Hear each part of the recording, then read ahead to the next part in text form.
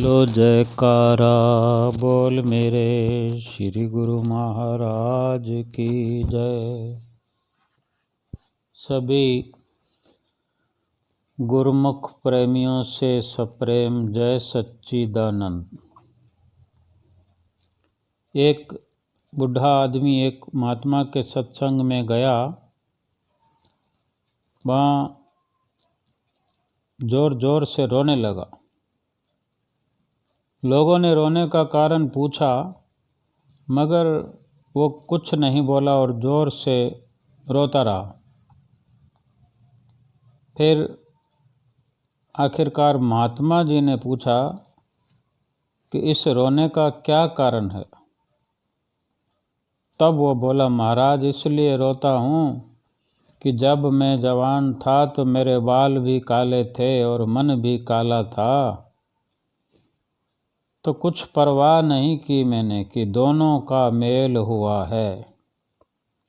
मगर अब मैं देखता हूँ कि बाल सफ़ेद हो गए हैं और मन तो वैसे का वैसा काला ही है। इसलिए रोता हूँ और पछताता हूँ और अपने आप को धिक्कार और लानत देता हूँ। बुरा जो देखन में चला, बुरा न मिलिया कोय, जो दिल खोजो आपना, मुझ सा बुरा न को, मुझ सा बुरा न को। बुरा बुरा सब तुझे कहें, तू भला कर मान। बुरा मीठा होत है, तभी बने पकवान, तभी बने पकवान। एक महात्मा की किताब में ऐसा लिखा है कि जो ज्ञान दृष्टि से विचार करूं तो मेरे जैसा बुरा संसार में दूसरा है ही नहीं। कि जो आदमी मुझे बुरा कहता है वो तो मेरा मित्र हुआ ना, जो मुझे पूर्व जन्मों का स्मरण कराता है। कई कई गालियों का मतलब विचारने से आशीर्वाद जैसा मालूम होता है, जैसे कर्महीन या अकर्मी। मगर कोई ऐसी गाली देवे तो विचारना चाहिए कि ये मुझे सिद्ध पद दे रहा है, क्योंकि जब तक इस जीव के कर्म नाश नहीं होंगे तब तक इसको मोक्ष नहीं होता। जैसी जिसके पास वस्तु होगी वही तो देगा। बेचारा इससे ज़्यादा वो कहाँ से लाए। अब हलवाई की दुकान पर मिठाई मिलती है, वो जूते तो नहीं दे सकता ना। जूते चाहिए तो चमार के पास मिलेंगे। जो शब्द हमें गाली लगते हैं, भाई मुझे फलां व्यक्ति ने गाली दी, मुझे उसने गलत कहा, गाली दे रहा है, तो मैं क्यों अपने दिल में उसको जगा दूं। भाई हमको लग रहा है कि वो बुरी बात कह रहा है, तो बुरी चीज़ को कोई लेता है क्या किसी से? बुरी चीज़ का तो हर कोई त्याग करता है। अब वो त्याग कर रहा है बुरी चीज़ और मैं ग्रहण करूं, क्यों करूं? मुझे ग्रहण नहीं करना है। और परमार्थी को चाहिए कि दूसरों के बुरे वचन सुनकर यूं ख्याल करे कि ये जो कह रहा है वो अवगुण मेरी आत्मा में है या नहीं, देखो तो सही, कहीं वो मेरे पास सच में हो, जो कह रहा है मैं वही हूँ। तो मुझे संभालना चाहिए अपने आप को। अगर है तो ये ख्याल पुख्ता करे कि ओहो इसने तो बहुत बड़ी भारी हकीम की तरह, बड़े भारी हकीम की तरह मेरी नाड़ी देख के मेरी आत्मा का दर्द मुझे बता दिया है कि जो इसने बताया वो बीमारी मेरे अंदर में है। अब मैं तो उस बीमारी को निकाल के छोड़ूंगा। और अगर जो सामने वाला कह रहा है वो मैं नहीं हूँ, वो मुझ में नहीं है, तो फिर उसके कहने से मैं हो जाऊंगा क्या? क्या कोई हीरे जवाहरातों को मिट्टी कह देगा तो वो हीरे जवाहरात मिट्टी बन जाएंगे? जो मैं अब इस पर क्रोध करूं, किसी के कुछ कहने पर, गलत कहने पर, अगर वो वास्तव में गलत कह रहा है तो उसके कहने पर मैं क्रोध करूं तो कोई मुझे ज्ञानवान थोड़ी कहेगा, अज्ञानी कहेगा। अज्ञानी और मूर्ख में क्या भेद है? हमेशा अज्ञानी जीव ही बराबरी करने के लिए सोचते हैं, आगे निकलने के लिए सोचते हैं। अगर किसी वक्त कोई शरीर का रोग आ जाए या कोई और कष्ट आ जाए तो विचारवान पुरुष ऐसा विचार करे कि मेरे अपने किए हुए प्रारब्ध कर्मों का ये फल है, ये जो मैंने कहीं से कर्जा लिया है तो कर्जा तो अदा करना ही पड़ता है, तो ये वक्त आ गया है कि मैं ये अदा करूं, यानी इसको भुगत लूं, इससे छुटकारा पाऊं। तो भोगने से ही छुटकारा मिलता है। अगर इस वक्त मालिक ने मुझे पहला कर्जा अदा करने की ताकत बख्शी है, मैं कर पा रहा हूं, तो फिर खुशी से क्यों ना अदा करूं, खुशी से क्यों ना छुटकारा पाऊं। परमार्थ की जो संभाल करने वाले होते हैं, परमार्थी जीव ऐसा ख्याल करे कि ये जो कष्ट होता है ये तो शरीर को होता है और शरीर का तो कभी ना कभी नाश ही होने वाला है। मैं शरीर हूँ, बल्कि मैं वो चीज़ हूँ जिसने शरीर धारण किया है। मैं शरीर नहीं हूँ, मैं शरीर हूँ, ऐसा हम सोच लेते हैं, तब पीड़ा होती है। मैं वो हूँ जिसने शरीर धारण किया है। मुझे शरीर के दुख सुख से कोई मतलब नहीं। मुझे दुख देने वाला सिवाय मेरे और कोई नहीं है। अगर कृत घन, बुरे, कपटी, परद्रोही और निंदक इंसान दुनिया में न होते तो भले पुरुषों की खबर ही क्या पड़ती, कैसे फर्क मालूम होता। दुख अगर ना आए तो सुख की वैल्यू पता नहीं लगती। बुरे व्यक्ति ना हो तो भले पुरुष की पहचान कैसे होगी। इसलिए ऐसे पुरुष ही भक्तों की महिमा बढ़ाने का कारण बन जाते हैं। वास्तव में प्रेम जो इंसान प्रभु में करता है, प्रभु के नाम में करता है, प्रभु की भक्ति करता है, जिसकी भक्ति करता है उसमें प्रेम ही करे। उससे साफ निर्मल मन से प्रेम करे, उसकी महिमा का गायन करे। जिस तरह हम श्री सतगुरुदेव महाराज जी के अनन्य सेवक हैं, उनके वचनों को माने, उनके वचनों पर चलें। एक बार पेरिस का बादशाह इटली पर विजय प्राप्त करने के लिए तैयार हुआ। पहले राजा महाराजाओं के जैसे राज्य होते थे, एक दूसरे राज्यों पर चढ़ाई कर देते थे। तो पेरिस का बादशाह जब इटली पर विजय प्राप्त करने के लिए तैयार हुआ, हमला करने के लिए, तो रास्ते में एक संत मिले। पूछा कि ए बादशाह किधर जाते हो? तो राजा बोलता है इटली जीतने के लिए जाता हूँ। तो फकीर बोलता है इटली पर कब्जा करके क्या करोगे, जीत हासिल करके क्या करोगे? राजा कहता फिर अमेरिका पर चढ़ाई कर दूंगा। फिर फकीर कहता फिर इसके बाद क्या करोगे? राजा कहता फिर पीछे आराम से सुख भोगूंगा। तो फकीर कहता तो अभी से आराम और आनंद क्यों नहीं भोग लेते, कमी है क्या आनंद की? लेकिन कहाँ, अज्ञानी को संतोष कैसे हो जब उसके अंदर तृष्णा की आग दिन रात जल रही है। जिसको धन की ख्वाहिश ज़्यादा लगी रहती है, उसे ये सोचना चाहिए कि जो है उसमें सुख नहीं मिलता क्या? अगर उसमें नहीं मिलता तो फिर और कमाने से मिल जाएगा क्या? ज़्यादा धन कमाने से सुखी हो जाएगा, ज़्यादा सुख मिल जाएगा? नहीं।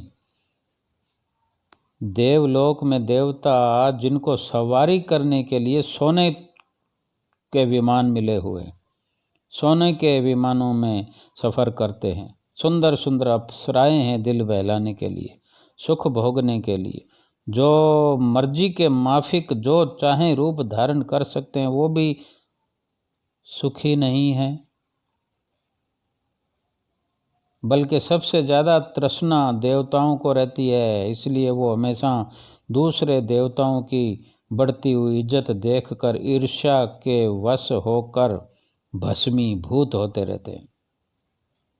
जिनके पास धन दौलत नौकर चाकर खर्च हुकूमत वगैरह सब ऐश के समान मौजूद हैं, वो सुखी नहीं हैं, क्योंकि उनको उसी राजपाट की हिफाजत करने की चिंता लगी रहती है, डर लगा रहता है कि कोई हमसे छीन न ले। कोई भी सुखी नहीं है। वास्तव में सुखी केवल प्रभु से प्रेम करने वाले हैं। जिन प्रेम कियो तिन ही प्रभु पायो। सच्चा प्रेम अपने संत सतगुरु से होना चाहिए। एक लीला है पंचम पातशाही गुरु महाराज जी के समय की, कि किस तरह केवल अपने सच्चे सुख को गुरुमुख प्रेमी उन्हीं के चरणों से जोड़कर देखते हैं। 2008 की ये लीला है श्री प्रयाग धाम की, कि श्री गुरु महाराज जी प्रयाग धाम में विराजमान थे, तो एक प्रेमी परिवार 2 दिन के लिए श्री प्रयाग धाम में दर्शनों के लिए आए। वो परिवार आया हुआ था 2 दिन के लिए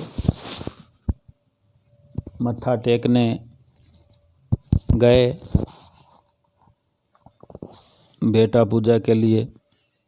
तो किसी कारणवश उनके साथ एक बच्चा था, तो वो बच्चा नहीं जा सका माथा टेकने के लिए, रह गया माथा टेकने से। तो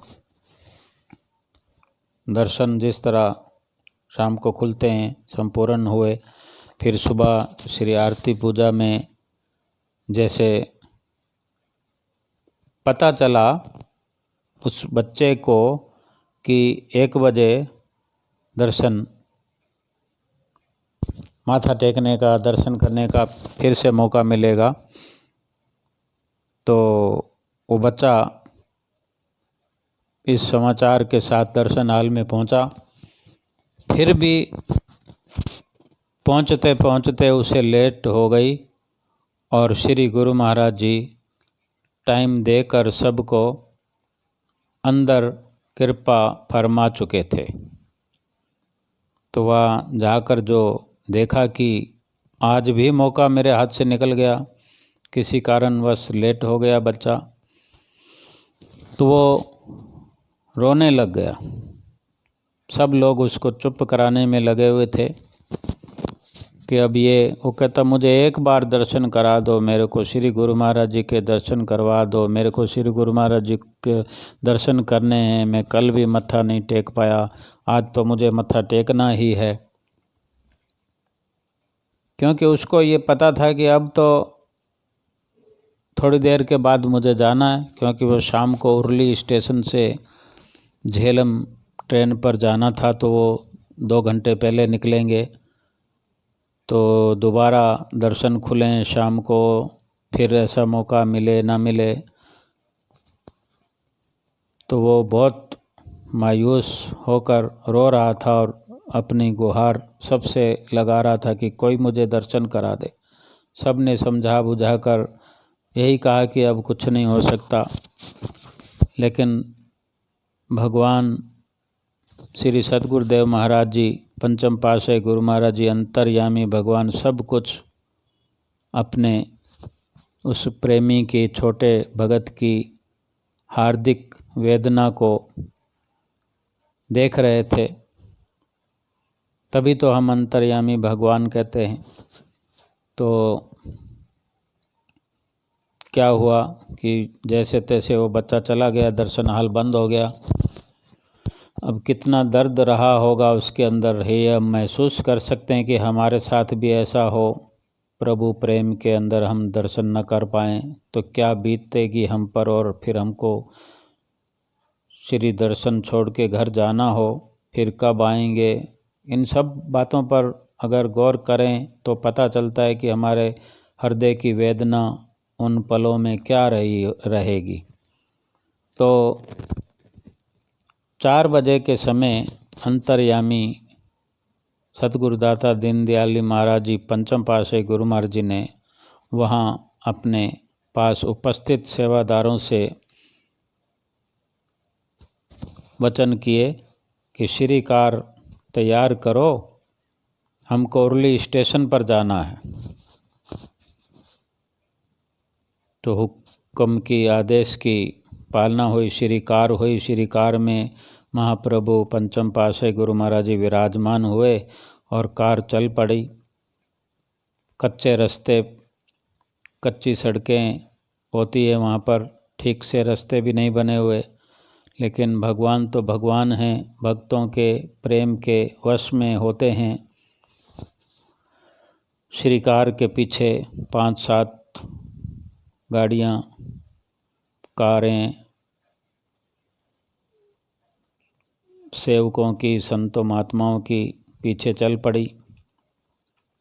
श्री कार उबड़ खाबड़ सड़क को पार करती हुई चली जा रही है, और जब प्लेटफार्म के पास जाकर श्री गुरु महाराज जी को, क्योंकि संगतें वहाँ पर बहुत होती है प्लेटफॉर्म पर, क्योंकि नित्य प्रति मेला जब संगतों का लगा होता है तो संगतें आ रही हैं, जा रही हैं, कोई आने वाले बैठे होते हैं, कोई जाने वाले बैठे होते हैं। तो वहाँ जैसे संगतों ने देखा दूर से कि श्री गुरु महाराज जी इस तरफ प्लेटफॉर्म की तरफ कृपा कर रहे हैं, तो सब ने जयकारे बोलने शुरू कर दिए, जयकारे लगे।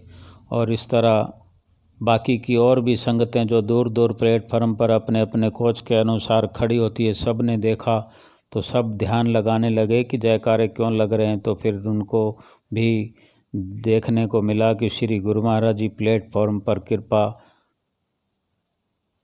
कर आए हैं और आप चरण छुआते हुए प्लेटफॉर्म पर एक जगह पर कुर्सी पर विराजमान हो गए। जो ही कुर्सी पर विराजमान हुए, संगत नज़दीक आ गई। वहाँ पर भजन बोलने वाले ने भजन बोले, और जहाँ भी भजन बोलते हैं, जहाँ श्री गुरु महाराज जी होते हैं, वहाँ पर प्रसाद तो होता ही है, फिर प्रसाद भी बटा। और इसी तरह भीड़ में से वो बच्चा पीछे से भीड़ में घुसकर आगे आ गया और श्री गुरु महाराज जी के दर्शन करने लगा।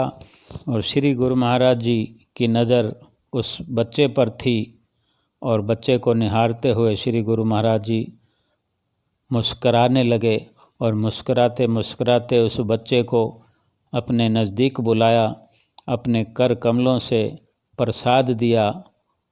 और बच्चा ये सब देखकर और ये लीला घटित होती देखकर बच्चा जैसे कि सब कुछ समझ रहा हो कि श्री गुरु महाराज जी ने उसे समझने के लिए ऐसा विचार दिया हो, आशीर्वाद दिया हो, जो सब कुछ समझ गया बच्चा कि मेरे कारण मेरे महाप्रभु श्री प्रयाग धाम से चलकर उरली स्टेशन पर आ गए मुझे दर्शन देने के लिए। तो बच्चे के आँखों से अश्रु धारा बह निकली, बच्चे के आंसू टपकने लगे। बहुत उसकी जो हार्दिक वेदना थी वो मिट गई, दिल उसका गदगद हो गया। फिर श्री गुरु महाराज जी ने उस बच्चे के माध्यम से सारी संगत को वचन किए कि अब आप सब जाओ और हम भी चलते हैं। थोड़े ही समय के अंदर उस बच्चे के माध्यम से कितनी संगत को खुशहाल बना दिया। ये था साफ मन, पावन मन, निर्मल मन का सच्चा प्रेम। और फिर श्री गुरु महाराज जी ने भी दिखा दिया कि जहाँ श्री गुरु महाराज जी पहुँचते हैं कि सा धरती भई हरियावली, जिथे मेरा सतगुरु बैठा आए, से जंत भय हरियावले, जिन्नी मेरा सतगुरु देखिया जाए। जिनको सतगुरु जी के दर्शन होते हैं उनका मन हरा भरा हो जाता है। जिस धरती पर सतगुरुदेव महाराज जी विराजमान होते हैं वो धरती हरियाली पा जाती है, वो हरी भरी हो जाती है, उस धरती का कण कण हरियाला हो जाता है। हमें ज़रूरत है सच्चे पावन निर्मल प्रेम की, जो हर पल किया जा सकता है, जिसके लिए कोई व्यवस्था करने की ज़रूरत नहीं है। सब ओर से सुरती को हटाकर, सुरती को निर्मल पावन बनाकर श्री चरणों में जोड़ने की आवश्यकता है। और श्री गुरु महाराज जी ने साधन बना दिए हैं। उन साधनों के द्वारा हम अपने श्री गुरु महाराज जी से अपने प्रेम को बढ़ाते चले जाएं और अपने सतगुरुदेव की प्रसन्नता प्राप्त करें। बोलो जयकारा बोल मेरे श्री गुरु महाराज की जय।